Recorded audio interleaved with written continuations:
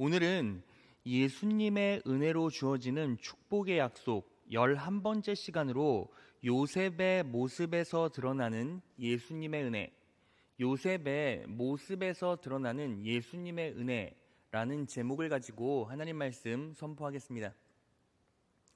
여러분, 구약 성경을 보면 많은 인물들이 나오죠. 그런데 그 인물들 중에서 우리 예수님을 가장 강렬하고 빈번하게 표현하고 있는 인물이 누군지 아십니까? 바로 오늘 본문 말씀의 요셉이에요. 이스라엘의 랍비이자 저술가, 구약학자인 야코프 람셀이라는 사람은 이렇게 말했어요. 야곱의 11번째 아들 요셉은 모든 성경을 통틀어 예수 그리스도의 모습을 가장 잘 나타내고 있습니다.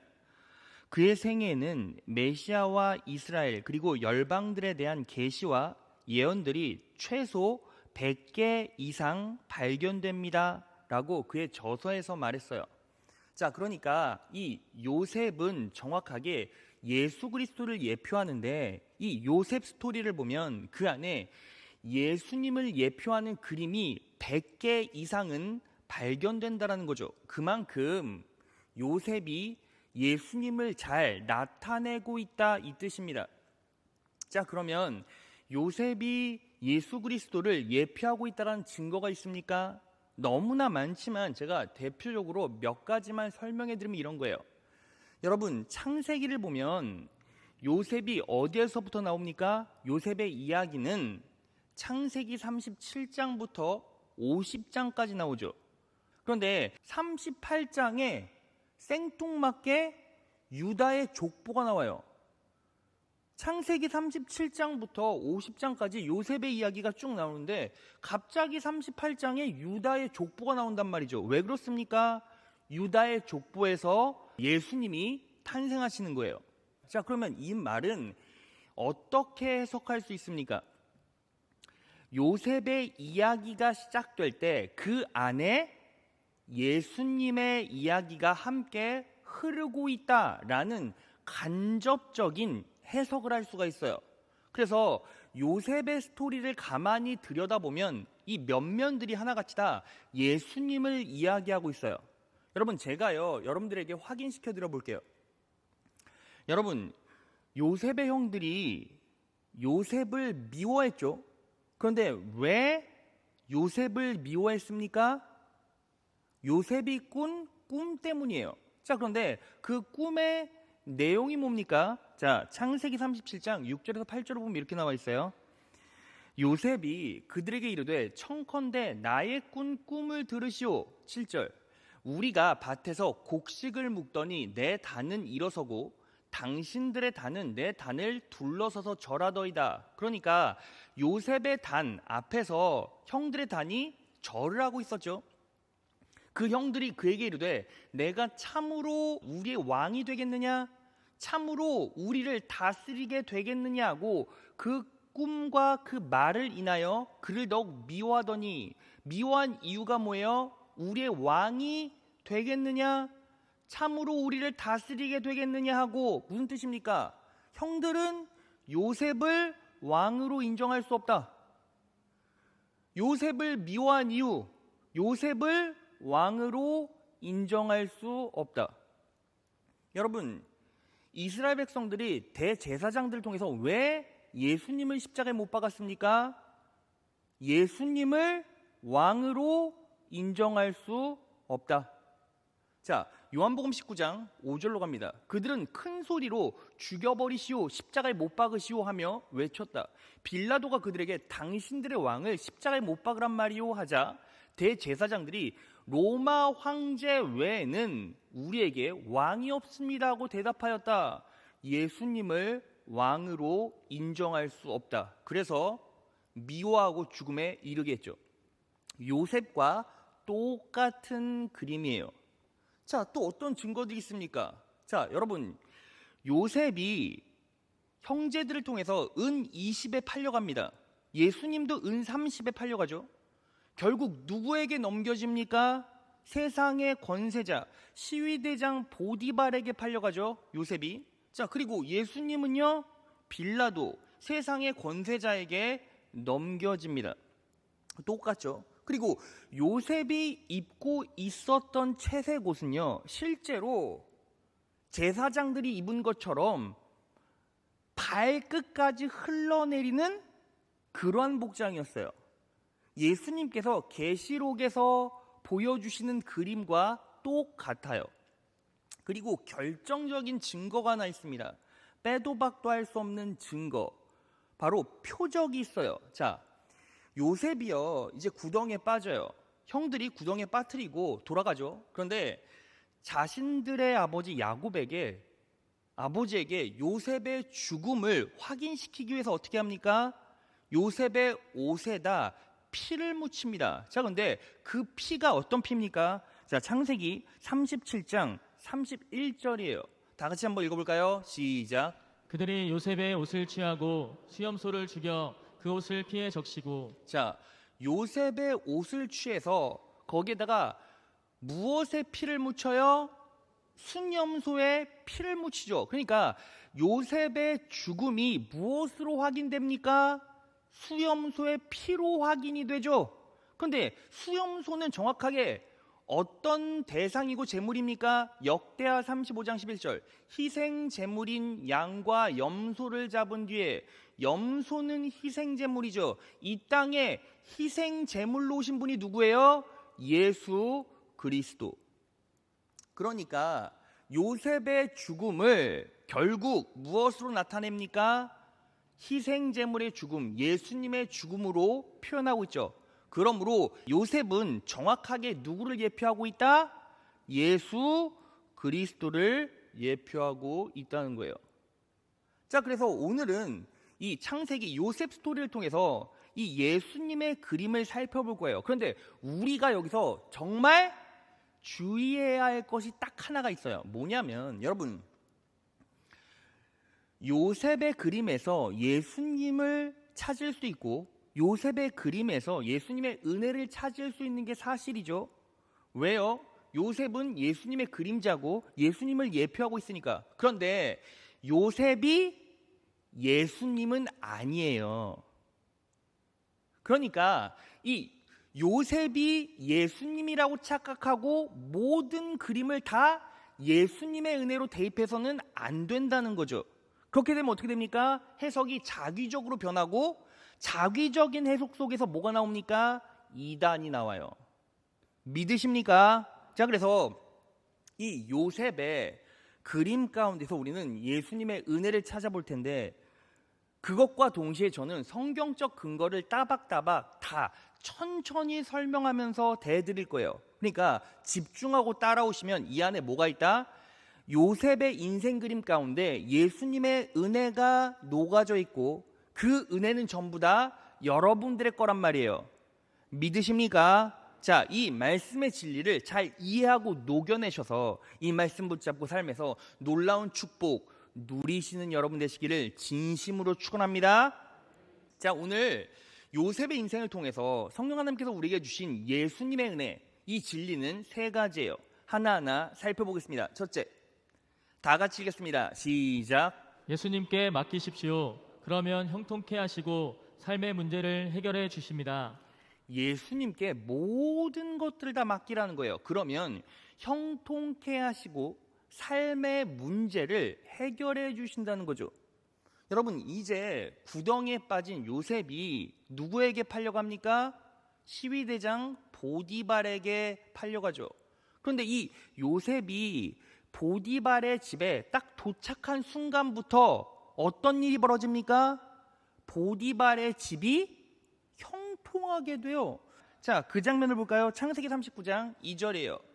여호와께서 요셉과 함께 하심으로 그가 형통한 자가 돼요. 그 주인 애굽 사람 보디발의 집에 있으니, 요셉이 들어온 순간부터 보디발의 집은 형통하게 되었다는 거죠. 자, 그러면 이 형통의 의미는 무엇입니까? 현대인의 성경으로 볼까요? 다 같이 읽겠습니다. 시작.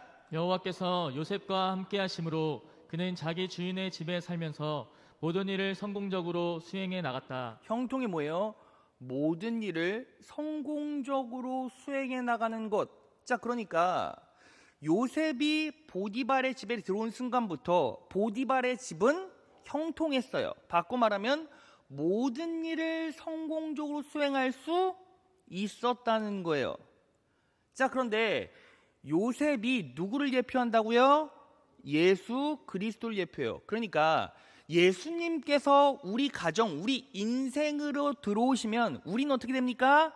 당연히 형통하게 돼요. 모든 일을 성공적으로 수행할 수 있다는 겁니다.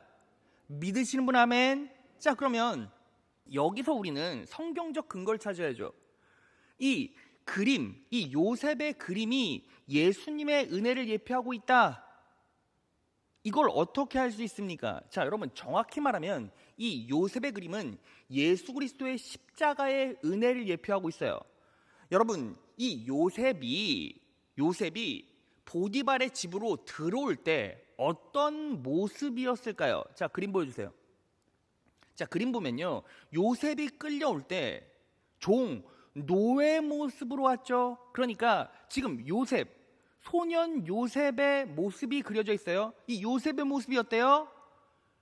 벌거벗겨진 모습, 종의 모습이죠. 자, 그런데 예수님께서 언제 이런 모습을 하고 계셨습니까? 바로 예수님께서 십자가에 달리셨을 때 정확하게 벌거벗겨지셨고, 이 그림이 바로 어떤 그림이에요? 요셉의 그림과 일치한다는 거죠. 그러니까 예수님께서 우리 집으로 들어오셨을 때 우리가 놀라운 형통과 성공적인 수행을 맛봅니다. 이 말은 무슨 뜻입니까?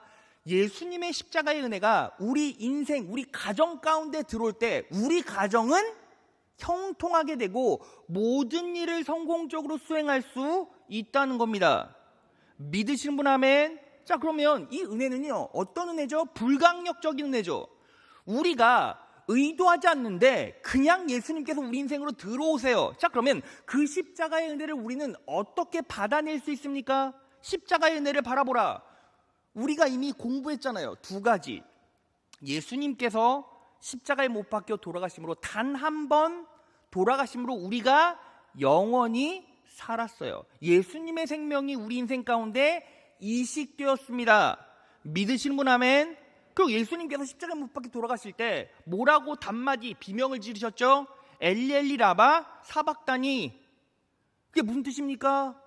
하나님 어찌하여 나를 버리셨나이까? 십자가 도상에서 단 한 번 영원히 버림받으심으로 우리는 어떻게 됩니까? 영원히 버림받지 않아요.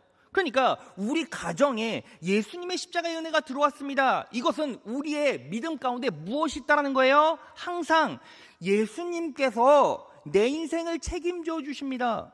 예수님께서 나를 절대로 버리시지 않아요. 예수님의 생명이 내 인생 가운데 들어왔습니다. 내 육체 가운데 들어왔습니다. 내 영혼 가운데 들어왔습니다. 내 가정 가운데 들어왔습니다. 그래서 나는 예수님으로부터 살아갈 수 있는 힘을 공급받습니다. 생명을 누립니다. 영원한 생명을 누립니다. 영원한 생명을 공급받습니다. 믿으십니까?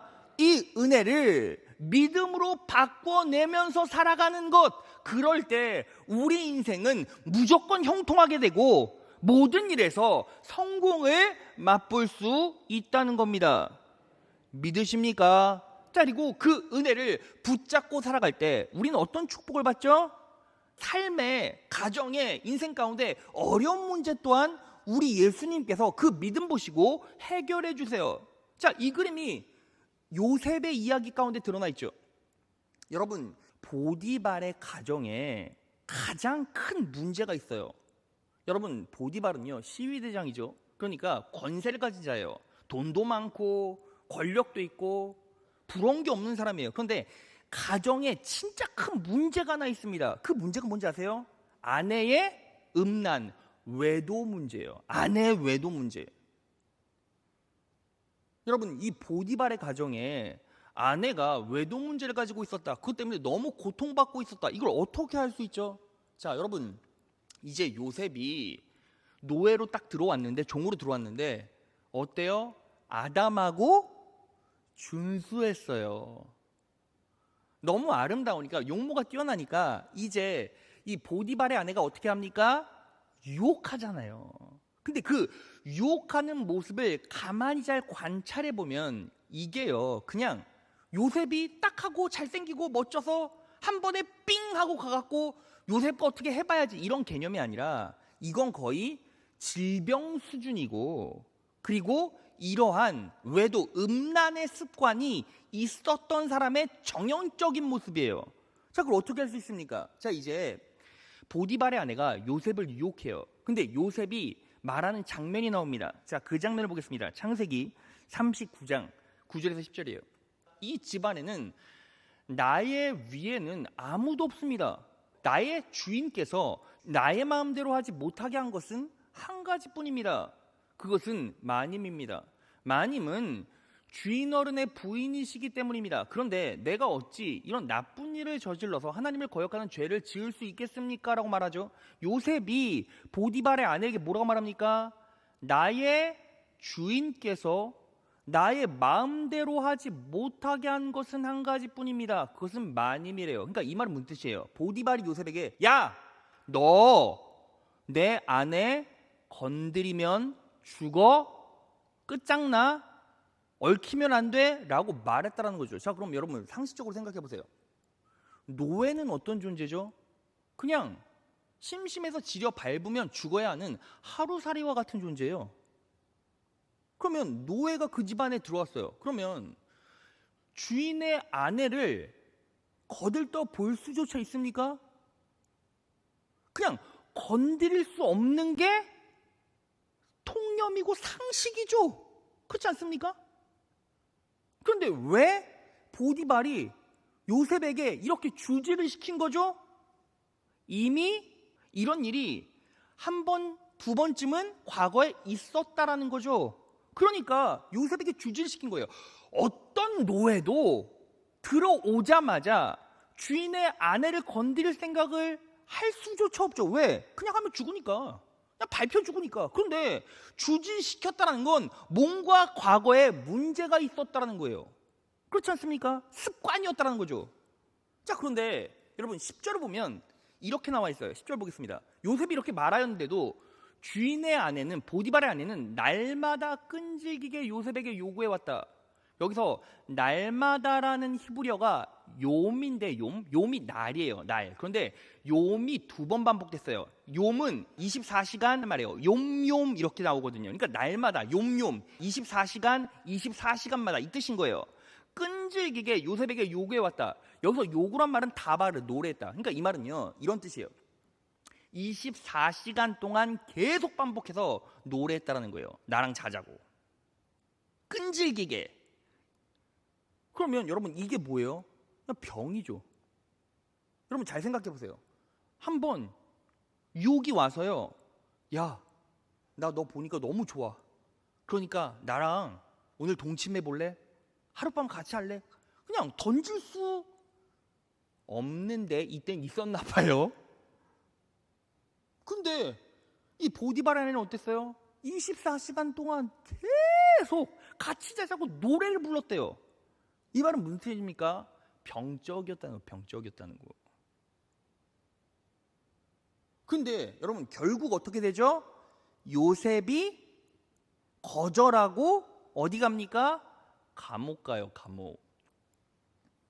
근데 여러분 여기서 우리가 정확하게 알아야 될 거, 보디발이요 요셉을 죽이지 않고 감옥에 보냈어요. 이 말은요 무슨 뜻입니까? 요셉의 무죄를 인정했다는 거예요. 여러분 당시 노예는요 그냥 죽이면 끝이에요. 그냥 하루살이고 지나가는 개미 같은 존재예요. 그러면 죽이면 그냥 끝나는 거거든요. 근데 그 종이요 내 아내를 겁탈하려고 했다고 생각해 보세요. 그러면 웬만한 주인은 가만히 둡니까? 그냥 죽여버리고 끝나요. 그냥 묻어버리고 끝납니다. 근데 이 보디발은 어떻게 했어요? 보디발은 요셉을 왕의 신하들이 갇혀있는 감옥에 가뒀다고요. 이 말은 무슨 뜻이에요? 지금 아내 체면 살려주려고 그냥 요셉을 감옥에 집어넣었다는 거예요. 그러니까 보디발은 요셉의 무죄를 알았다는 거죠. 그러면 이게 도대체 가정 문제 해결에 어떤 능력이 되느냐, 제가 설명해 볼게요. 여러분 이걸요 제가 이렇게 설명할 수 있어요. 제가요 예전에 CTS에서 이 요셉 이야기가 영화로 하는 걸 잠깐 봤거든요. 근데 이 장면에서 진짜 통쾌했어요. 이 보디발이요, 이제 아내가 요셉을 겁탈했다는 말을 듣고 요셉을 감옥에 딱 가뒀는데, 그 영화 장면에서 뭐가 나오냐면 보디발이 갑자기 이 아내 머리 끄댕이를 붙잡고 막 침실로 끌고 와서 이 미친놈의 예편네가 지금 제정신이야? 이거 몇 번째야? 지금 당신 체면 때문에 내가 요셉을 감옥에 가뒀어. 그런데 요셉이 죽으면 우리 집이 나만 할 것 같아? 형통할 것 같아? 지금 요셉 때문에 집안 잘 돌아가고 있는데 당신이 요셉에게 욕을 하고 꼬셔서 지금 이렇게 됐잖아. 이 나쁜 XX 하면서 막 땀따기를 때리고 막 머리를 막 끄집어뜨리고 막 침대로 던지는데, 근데 되게 의미심장한 한마디를 해요. 당신 감옥에 갇힌 요셉을 보고 회개해. 당신 감옥에 갇힌 요셉, 당신 때문에 감옥에 갇힌 요셉 보고 반성해 하고 문을 꽝 닫고 가더라고요. 결국 감옥에 갇힌 요셉 때문에 이 여자는 홍구멍이 나고 그리고 바람을 피울 엄두도 내지 못했어요. 여러분, 바로요 이 요셉의 그림이 가정의 문제를 해결하고 보호해줬죠. 자, 그러면 여러분 잘 보세요. 이 그림이 예수님의 그림이다라는 걸 우리가 확인해야죠. 제가 지금부터 확인시켜 드릴게요. 집중해 보세요. 여러분, 예수님께서 이 땅에 어떤 모습을 하고 오셨습니까? 인간의 모습을 하고 오셨죠. 근데 이 인간의 모습을 성경에서는 둘째 아담이라고 말해요. 자, 고린도전서 15장으로 갑니다. 첫사람, 여기서 첫사람이 누구죠? 아담이죠. 아담, 태초의 아담. 첫사람 아담은 땅에서 났으니 흙에 속한 자이거니와 둘째 사람, 둘째 아담은 하늘에서 나셨느니라. 자, 그러니까 둘째 아담이 누구예요? 예수 그리스도시죠. 자, 그런데 이 둘째 아담이 어떻게 역사하셨습니까? 고린도전서 15장 22절. 아담 안에서 모든 사람이 죽는 것과 같이 그리스도 안에서, 둘째 아담이신 예수 그리스도 안에서 모든 사람이 살아나게 될 것입니다. 그리고 살아나게 되었죠. 자, 그럼 제가 이 부분을 해석해 볼게요. 여러분, 첫째 아담 때문에 죽게 되었고 둘째 아담 예수님 때문에 우리가 살아나게 되었어요. 자, 그러면 왜 첫째 아담 때문에 죽게 되었습니까? 아내의 유혹에 넘어가서. 둘째 아담인 예수 그리스도는 아내의 유혹에 넘어가지 않았네요. 왜요? 예수를 예표하고 있는 인물이 누구예요? 요셉이죠. 요셉은 보디발의 아내의 유혹에 넘어가지 않았어요. 이 아내의 유혹은 무엇을 정확하게 상징합니까? 사단의 역사를 상징하죠. 왜요? 아담의 아내 하와가 누구의 유혹에 넘어갔습니까? 사단의 유혹에 넘어가서 아담을 꼬드겼잖아요. 결국 이 보디발의 아내도 요셉을 유혹했다는 건 그 안에 누가 역사했다? 사단이 역사했다. 그런데 요셉은 사단의 역사를 무찔렀다. 유혹에 넘어가지 않았다. 예수님께서 사단의 시험을 이기시고 승리하셨다. 그래서 그 은혜, 그 능력으로 우리 집안의 사단의 역사는 물러가고 집안의 문제는 해결된다. 믿으십니까? 그러니까 그 예수 그리스도의 은혜를 온전히 바라보고 그 은혜를 교훈 삼으면 결국 우리 인생의 가정에 내 남편 아내의 문제는 분명히 해결된다. 믿으십니까? 자, 그래서 우리는 무엇을 깨달아야 합니까? 예수님께서 우리 인생 가운데, 우리 가정 가운데 들어오시면 우리가 그 예수님을 온전히 받아들이고 그 은혜를 들여오면 우리는 형통하고 우리의 일은 성공적으로 수행되고, 그리고 우리 삶에 모든 문제가 있다 할지라도 누가 극복하게 하신다? 예수님께서 극복하게 하신다는 겁니다. 믿으시는 분 아멘. 이게 바로 뭐예요? 요셉의 그림 가운데 나타난 예수님의 은혜라는 거죠. 예수님께서 여러분들을 지켜주십니다. 예수님께서 여러분들을 지켜주십니다. 믿으십니까? 자, 그래서 우리는 이제 예수님을 향해 어떻게 반응해야 할까요? 자, 이 진리도 요셉의 스토리 안에 나옵니다. 자, 창세기 39장 5절 다 같이 읽겠습니다. 시작. 보디발이 요셉에게 자기 집과 그 모든 소유물을 주관하게 한 때부터 여호와께서 요셉을 위하여 그 애굽 사람의 집에 복을 내리심으로 여호와의 복이 그의 집과 밭에 있는 모든 소유에 미친지라. 자, 보디발은 이방인 누구를 말합니까? 우리를 상징하죠. 요셉은 누굴 예표합니까? 예수님에게 자기 집과 그 모든 소유물을 주관하게 한 때부터, 예수님께 모든 것을 맡긴 때부터 여호와께서 요셉을 위하여, 여호와께서 예수님 보시고 그 애국 사람의 집에 복을 내리심으로, 우리의 집에 복을 내리심으로 여호와의 복이 여러분들의 집과 밭에 있는 모든 소유에 미친지라. 믿으시는 분 아멘. 자, 그러면 우리는 뭐 해야 합니까? 내 인생의 모든 소유를 예수님께 온전히 맡기면 하나님께서 그 예수님 보시고 우리 인생과 소유 가운데 놀라운 축복을 부어주신다는 겁니다. 믿으십니까? 예수님께 모든 것들을 맡기십시오. 예수님께 모든 것들을 맡기십시오. 여러분들의 근심, 걱정, 염려, 가지고 있는 것 모두 예수님께 위임하고 맡기면 예수님께서 책임져 주십니다. 하나님께서 그 예수님 바라보고 우리 삶의 역사에 가십니다. 믿으십니까? 예수님께 맡기셔서 형통하시고 모든 일을 성공적으로 수행하시고 모든 문제를 그리스도 안에서 해결받는 여러분 되시기를 진심으로 축원합니다. 자, 둘째, 다 같이 읽겠습니다. 시작. 예수님을 기억하십시오. 그분께 구하십시오. 그러면 비밀을 알려주십니다. 예수님을 기억하십시오. 그분께 구하십시오. 그러면 비밀을 알려주신다는 거예요. 자, 여러분, 이제요, 요셉이 감옥에 갇혔어요. 감옥에 갇혀 있었는데 그 감옥에 누가 있었죠? 왕의 시종을 들던 시종관들이 있었죠. 술 맡은 관원장과 떡 맡은 관원장이 있었죠. 근데 그 두 사람이 동시에 같은 꿈을 꿔요.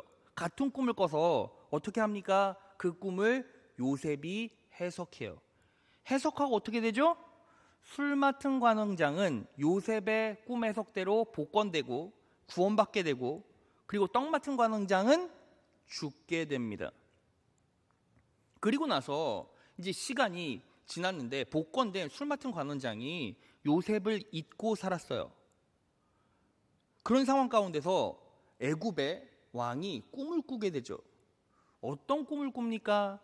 자, 마른 암소 7이 살찐 암소 7을 먹는 꿈, 그리고 마른 이삭 7가지가 풍성한 충실한 7이삭을 먹는 꿈을 꿔요.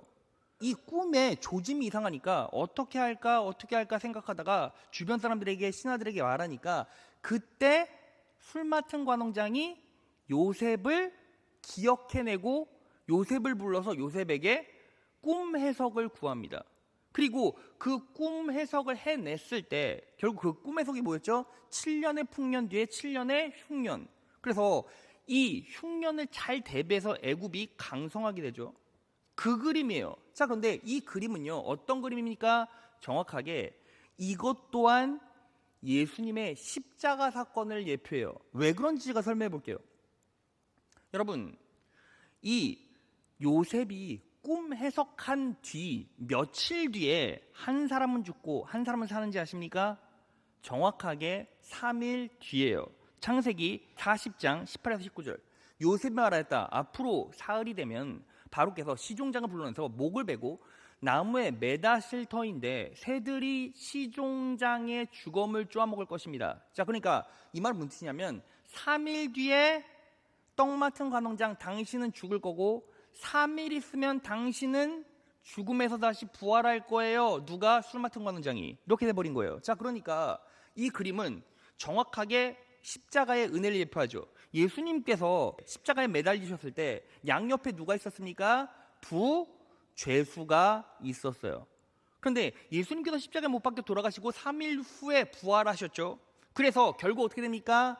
3일 후에 한쪽 강도는 부활해서 천국 갔죠.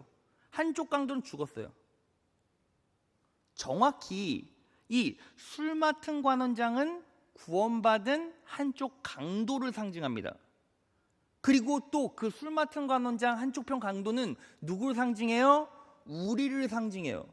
우리는 예수 그리스도의 십자가의 구속의 은혜, 예수님께서 십자가에 못 박혀 돌아가시고 3일 만에 부활하심으로 우리도 영원히 구원받게 되었습니다. 살게 되었습니다. 믿으십니까? 자, 그런데 문제는 뭐예요? 우리는 그런 구원받은 하나님의 자녀임에도 불구하고 예수님을 까먹고 살죠. 이 술 맡은 관원장도 까먹고 살았다가 삶에 문제가 임하기 시작하니까 요셉을 기억해냈어요. 그리고 요셉에게 이 꿈을 해석해달라고 구했죠. 그리고 요셉이 꿈을 해석하자마자 결국 애굽 전체가 구원받았습니다. 그럼 우리도 마찬가지예요.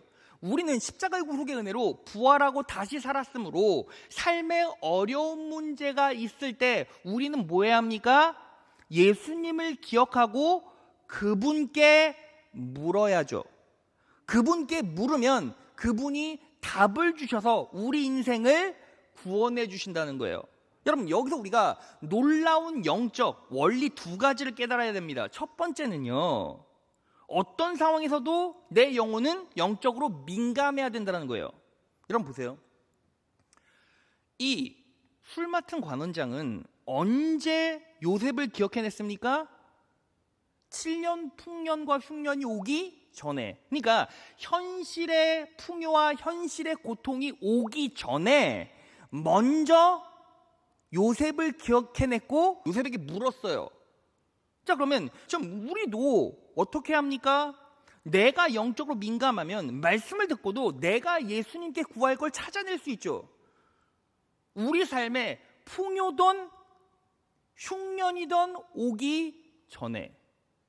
이게 왜 그렇게 중요할까요? 당연히 이유가 있죠. 여러분, 잘 먹고 잘 살 때는요, 마냥 잘 될 것 같아요. 잘 먹고 잘 살 때 사업이 잘 되고 가정이 잘 돌아갈 때는 모든 것들이 마냥 잘 될 것 같으니까 뒤에 흉년을 예측을 못해요. 그리고 잘 먹고 잘 살다가 한 번 무너지고 흉년을 겪게 되면 어떻게 됩니까? 그 흉년 속에서는 예수님이 기억이 나질 않아요. 여러분, 성경에서 7이라는 숫자가 뭐예요? 완벽한 숫자, 완전수를 말하죠. 그러니까 7년의 풍년, 7년의 흉년은 뭐예요? 완벽한 풍요와 완벽한 극한의 가난을 말하죠. 여러분, 완벽한 풍요가 오기 전에, 완벽한 흉년이 오기 전에 우리는 뭐 해야 합니까? 영적으로 민감해져서 먼저 예수님께 물을 수 있는 그자만이 풍년을 맞이해도 흉년을 대비할 수 있고 흉년을 맞이해도 기대감을 가지고 살아갈 수 있다는 겁니다. 믿으십니까? 그래서 우리는 예수 그리스도의 십자가의 구속의 은혜로 새 생명을 얻고 부활한 하나님의 자녀들은 언제나 말씀을 통해서 영적으로 민감해져야 되고, 그리고 그 말씀을 통해서 예수님께서 여러분들에게 하고자 하는 말씀 붙잡고 기도해라 하는 기도줄 붙잡고 예수님께 철저히 구해야죠. 여러분 분명히 기억하십시오. 잘 먹고 잘 살 때, 못 먹고 못 살 때 늦어요. 그 전에 먼저 예수님께 구하는 거예요. 그러면 예수님께서 비밀을 가르쳐 주시고 은혜를 내려주십니다. 믿으십니까? 여러분들의 삶 가운데는 놀라운 풍요가 임할 겁니다. 그리고 흉년이 온다 할지라도 대비할 수 있는 영적 능력을 성령 하나님께서 주실 줄 믿습니다. 믿으십니까? 온전히 믿으시고 먼저 기도하세요. 말씀을 듣고 기도줄을 붙잡으세요. 예수님께 더 많이 물어볼수록 더 많이 응답받습니다. 더 많이 요구할수록 더 많이 응답받습니다. 믿으십니까? 그 믿음으로 승리하신 여러분 되시길 진심으로 축원합니다. 자, 마지막 셋째, 다 같이 읽겠습니다. 시작. 예수님의 사랑을 인식하고 엎드리십시오. 그러면 예수님이 내 환경을 책임져 주십니다. 예수님의 사랑을 인식하고 엎드리라는 거죠. 그러면 예수님이 내 환경을 전부 다 책임져 주신다는 거예요. 자, 여러분, 이제 요셉이 꿈 해석을 제대로 해냈죠. 그래서 어떻게 되었습니까? 30살에 총리가 되었어요. 그러니까 실질적으로 요셉이 공적인 일을 시작할 때가 몇 살이었어요? 몇 살이었어요? 30살. 예수님께서 공생의 사역을 시작할 때가 몇 세셨죠? 30살. 요셉은 예수님을 예표하고 있죠. 자, 그리고 이제 요셉이 총리가 됐어요. 그리고 누굴 기억해서 누굴 부릅니까? 자신의 가족들, 형들을 불렀어요. 근데 형들을 불렀을 때 이 요셉의 모습은 어땠습니까? 원한도 없었고 복수심도 없었어요. 근데 놀라운 사실, 형들을 불러놓고 얘기할 때 여기서 이 요셉의 고백 가운데 예수님의 모습이 그대로 드러나요. 창세기 50장 20에서 21절. 당신들은 나를 헤아려 하였으나 하나님은 그것을 선으로 바꾸사 오늘과 같이 만민의 생명을 구원하게 하시려 하셨나니. 여러분 주목해 보세요. 형들이 앞에 있는데 형들의 생명을 구원하게 하시려 하셨나니 라고 말하지 않은 것에 주목해 보세요. 만민의 생명을 구원하게 하시려 하셨나니. 하나님은 그것을 선으로 바꾸사 당신들은 나를 죽이려고 했고 당신들은 나를 해하려고 했지만 하나님은 그것을 선으로 바꾸사 만민의 생명을 구원하게 하셨다. 정확하게 누구의 그림이에요? 예수 그리스도의 그림이죠. 자, 그리고 또 뭐라고 말합니까? 21절 다 같이 읽겠습니다. 시작. 당신들은 두려워 마소서. 내가 당신들과 당신들의 자녀를 기르리이다 하고 그들을 간곡한 말로 위로하였더라. 자, 요셉이 뭐라고 말해요? 두려워하지 말래요. 왜요? 당신들은 나 죽이려고 했으니까 내가 복수심을 가지고 당신들을 지려밟고 죽일 수 있어요. 그런데 죽이지 않겠습니다. 그 두려움에 빠지지 말라는 거예요. 그리고 또 뭐라고 말해요? 당신들의 자녀들을 내가 기르겠습니다 라고 말해요. 여러분, 그러니까 우리가 예수님을 향해 가져야 할 마음이 뭐예요? 우리는 삶을 살아가면서 예수님을 배반하고 예수님의 뜻대로 살아가지 못할 때가 너무나 많지만 예수님은 어때요? 복수하지 않으세요. 우리를 더 많이 사랑하시고 그리고 이렇게 말씀하세요. 두려워하지 말아라.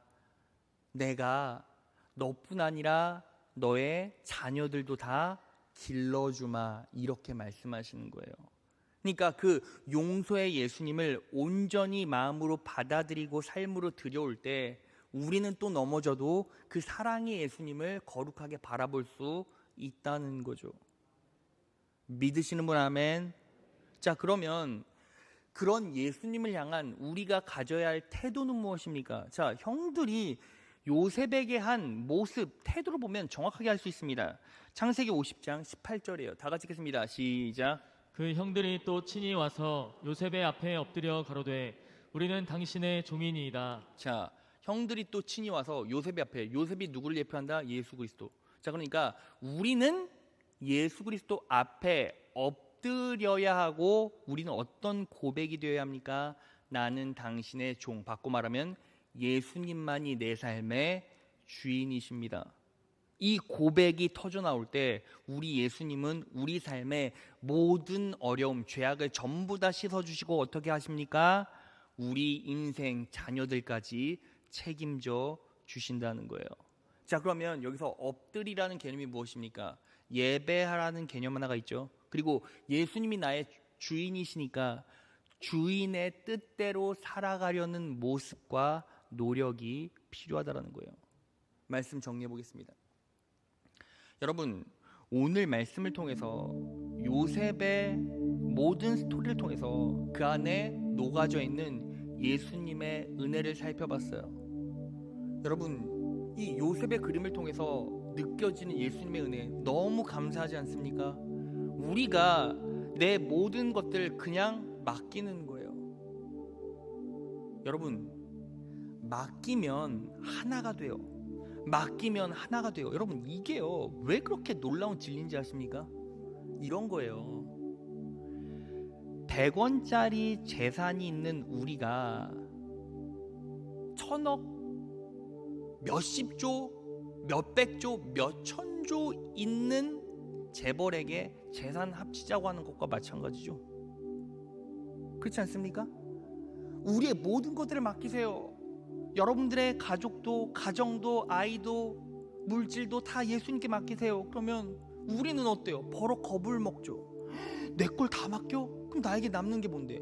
여러분, 이런 개념이 아니라요, 예수님께 전부 다 맡기자는 건 살림살이 합치자는 거예요. 그런데 예수님은요, 여러분들이 우리가 가진 것보다 1000배 만배, 아니 헤아릴 수 없을 만큼 많은 것들을 갖고 계시죠. 그런데 예수님께서 말씀하세요. 나에게 맡겨라. 우리 살림살이 전부 다 합쳐보자, 이 말씀하시는 거예요. 그럼 어때요? 우리는 예수님께 기쁘게 감사하게 모든 걸 맡길 수 있죠. 그렇게 예수님께 다 맡기면 예수님께서 어떻게 역사하십니까? 형통을 주세요. 그리고 우리 예수님은요, 둘째 아담으로 오셔서 모든 시험과 유혹을 다 이겨내셨어요. 사단의 역사를 물리치셨습니다. 그 물리치신 우리 예수님께서 우리의 방패막이 되어주시는 거예요. 우리는 또 시험에 빠지고 우리는 또 넘어질 수 있지만, 예수님이라는 모든 것들을 극복하시고 이겨내신 그 예수님이라는 방패 뒤에 연약한 우리가 숨어 있다면, 우리는 어떤 시험과 유혹이 온다 할지라도 전부 다 너끈히 이겨낼 수 있죠. 우리는 시험에 이길 수도 없고 유혹에 빠져서 또 넘어질 수 있지만, 우리 인생 가운데 누가 방패막이가 되어주세요? 우리 예수님께서. 그래서 그 예수님이라는 방패막이, 그 예수 그리스도의 십자가를 온전히 바라보면, 그리고 그분께 온전히 위임하고 맡기면 예수님께서 풀어가시고 예수님께서 인도해 가시고 예수님께서 책임져 주신다는 거예요. 그 놀라운 축복이 여러분들의 인생 가운데 분명히 임할 것입니다. 그 예수님의 은혜가 여러분들의 삶을 더 부유하게 만들어 줄 거예요. 여러분들의 영혼을 치유하고 여러분들의 인생을 회복시킬 겁니다. 여러분들의 자녀들 다시 일으키고 여러분들의 삶에 놀라운 원동력과 힘을 줄 겁니다. 믿으십니까? 그 예수님의 은혜를 내 삶 가운데 온전히 들여오십시오. 그리고 내 삶에서 어떤 현상이 일어나기 전에 먼저 내 영혼이 민감해져야 하고, 그리고 예수님께 구하는 거예요. 그럼 우리의 기도 제목은 뭐가 돼야 됩니까? 성령 하나님, 말씀에 민감하게 반응할 수 있는 능력을 허락해 주옵소서. 성령 하나님의 음성에 더 예민하고 민감하게 반응할 수 있는 능력을 허락해 주옵소서. 이 기도가 먼저라는 거죠. 여러분, 우리는요 어떻게 기도합니까? 7년 동안 풍년이 일어나는 그때를 맞이하게 해주세요 라고 기도합니다. 그런데 정확하게 우리 삶이란 어때요? 7년의 풍년이 있으면 7년의 흉년도 분명히 있죠. 그러니까 우리는 그 전에 성령 하나님, 말씀에 온전히 반응할 수 있는, 예민하게 반응할 수 있는 능력을 허락해 주시고, 그리고 어떤 부욕 가운데서도 교만하지 않도록 도와주시고, 어떤 흉년 가운데서도 이겨낼 수 있는 힘을 허락해 주옵소서. 준비할 수 있는 영혼과 준비할 수 있는 환경과 준비할 수 있는 힘을 허락해 주옵소서. 이 기도가 먼저 터져나올 때 내가 잘 먹던, 내가 못 먹던, 결국은 버텨내고 이겨낼 수 있는 힘을 성령 하나님께서, 예수님께서 공급해 주신다는 거예요. 그리고 이렇게 영적으로 민감하게 구하고, 그리고 사랑의 하나님, 용서의 하나님을 바라보십시오. 그렇게 살다가 또 넘어질 수 있죠. 또 쓰러질 수 있어요. 우리는 완전하지 않으니까요. 그런데 우리 예수님은 완전하시고 여러분들을 생명싸기로 품고 계시잖아요. 우리는 그래서 그리스도 안에서만이 완전해질 수 있어요. 또 넘어지고 쓰러질 수 있지만 그 사랑의 예수님, 온전히 나를 용서해 주시고 두려워 말라 말씀해 주시는 그 예수님을 바라보시고 그 사랑 안에서, 그 사랑에 반응해서 엎드리시는 거예요. 그리고 예수님께 이렇게 고백하십시오.